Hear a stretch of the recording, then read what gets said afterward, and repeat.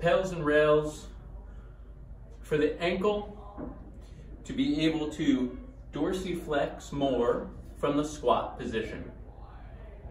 We'll be doing this single-sided. It'll help if you have something to kind of grip onto to help pull you in that passive stretch. First, we have to find where we feel the most stretch down here in our Achilles from this position. So I'm in the combat base position, the half kneeling position.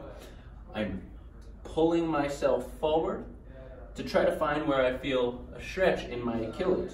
If you notice, this one leg is in a position that it would look like exactly if I was squatting. All right.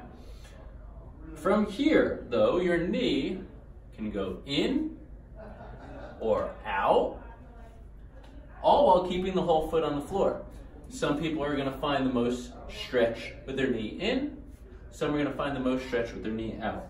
What we're looking for is stretch here in the Achilles area. So find your angle right here, pretty much knee straight over my third toe is where I find my biggest stretch in the Achilles. You can also find it depending on where your knees go when you squat. All right? So examine your squat, try to set this leg up exactly how you would when you squat, and then pull forward trying to find that passive stretch. It is imperative that you find the passive stretch and you hold it there for 2 minutes. And you are focused on your breathing during this passive stretch, trying to pull a little bit more forward. If you feel stuff in the front part of the ankle, that's closing angle joint pain, and this is not for you. Getting back to feeling this stretch back here. It should get more and more intense as the 2-minute hold goes on. At the end of our 2-minute holds, we're going to start our PAILs and rails. Our PAILs contraction is if we are taking our whole foot and pressing it into the floor.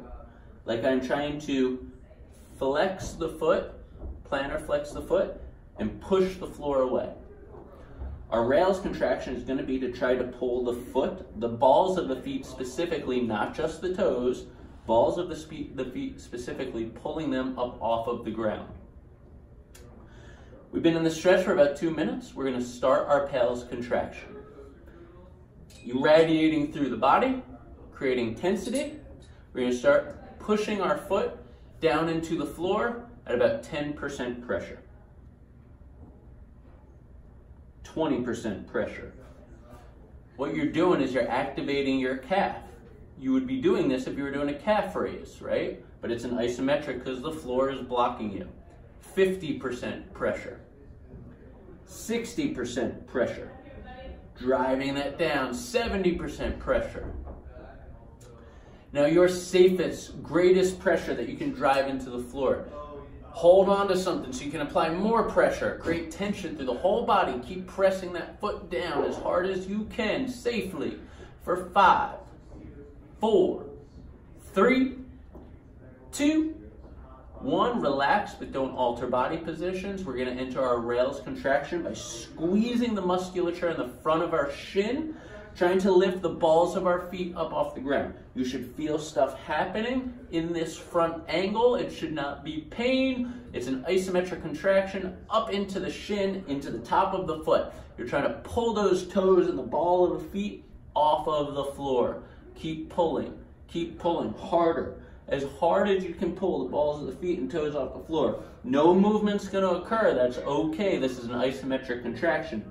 Keep pulling for 5, 4, 3, 2, and relax. See if you can glide a little bit more forward into that passive stretch. Make sure your heel stays on the floor. That is 1 set of our PAILs rails contraction. We're now going to hold for another minute and then possibly do another set of PAILs rails contraction depending on the programming that day. This is 1 leg.